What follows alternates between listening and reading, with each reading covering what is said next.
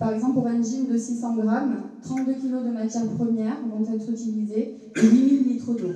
Le défi famille zéro déchet consistait à recruter 10 familles et à leur faire peser leurs déchets chaque semaine, à en prendre note pendant un mois sans changer nos habitudes, puis pendant les 5 mois suivants, selon les suggestions de la communauté de communes de Calvi-Balagne, l'idée était d'essayer de réduire un maximum tous nos déchets. Donc que ce soit le recyclage, donc le tri des emballages, le verre, le compost et forcément la poubelle d'ordures ménagères la plus grosse. Alors, je continue parce qu'il y avait des habitudes faciles à prendre, économiques, écologiques.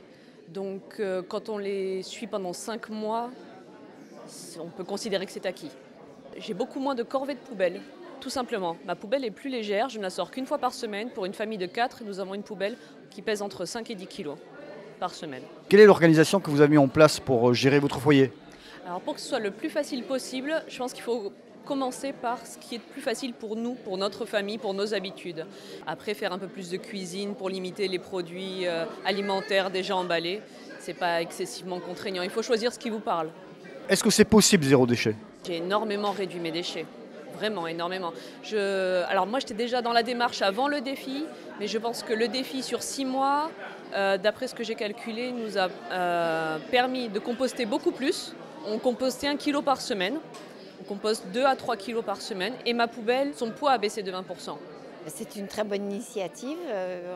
Ils ont fait un gros travail de sensibilisation sur la réduction des déchets et justement pendant cette semaine européenne de réduction, ils ont montré leur travail avec les familles zéro déchet. Avec toute la pédagogie qui a été faite en amont et l'accompagnement, on arrive vraiment à faire comprendre que c'est le meilleur moyen pour apporter une solution aux déchets. On ne peut pas continuer à tout jeter sans se poser de questions. C'est tout le challenge de se dire, par ma propre consommation, je peux agir sur les déchets que je vais générer.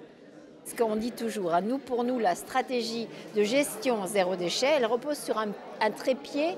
Et si vous avez une des 3 branches qui part, qui n'est pas mise en place, ça se casse la figure. Donc le trépied, c'est la sensibilisation aux biodéchets, mettre à part les biodéchets, tri à la source.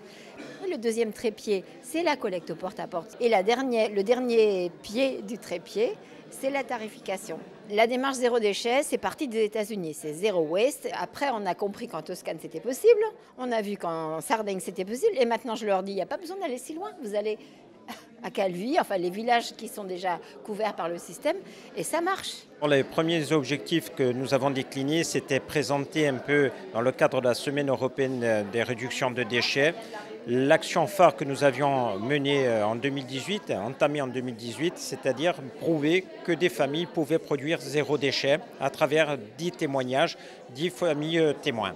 Nous avons renforcé le tri des cartouches, de la collecte des cartouches, des radiographies médicales, des CD également, mais aussi nous avons voulu faire en sorte qu'il y ait une grande communication qui se fasse autour de la réduction des déchets. Vous nous avez parlé tout à l'heure d'utopie justement et vous avez prononcé une phrase. Les utopies sont les réalités de demain. Demain, c'est effectivement peut-être des horizons assez obscurs pour la Corse, avec une nécessité de mobilisation peut-être plus importante qu'ailleurs.